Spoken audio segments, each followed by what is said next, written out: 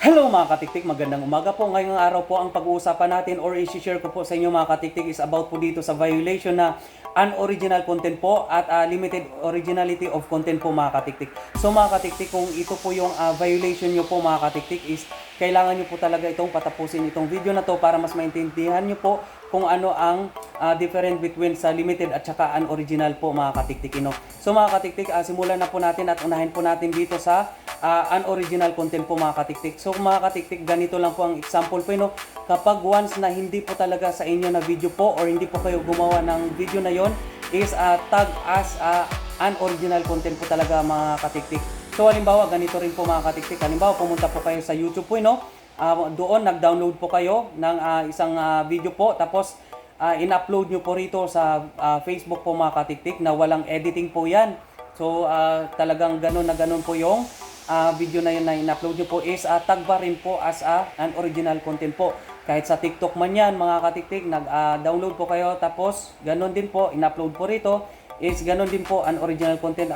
Basta ang isipin nyo po mga katiktik, once na hindi po kayo gumawa ng isang video na yon is talagang unoriginal content po. So yun, dapat nalinawagan po kayo mga katiktik dito about dito sa unoriginal content po. So ngayon pupunta naman po tayo dito sa limited originality of content po mga katiktik na violation po So ganito lang po yun. Ngayon, pumunta ka po sa YouTube again.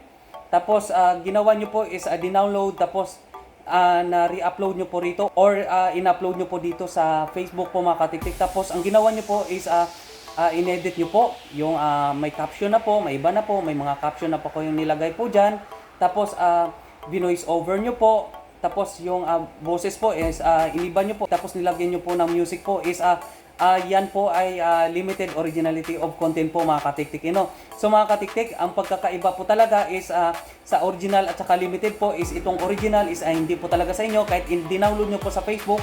Tapos same video po talaga is ayon, doon po matatagas ang original. Tapos sa limited naman mga katiktik is yung magaling po tayo sa editing po tapos in-edit po natin at iniba po natin yung mga caption po mga katiktik. Tapos music po, yun po tag as limited yun mga katiktik.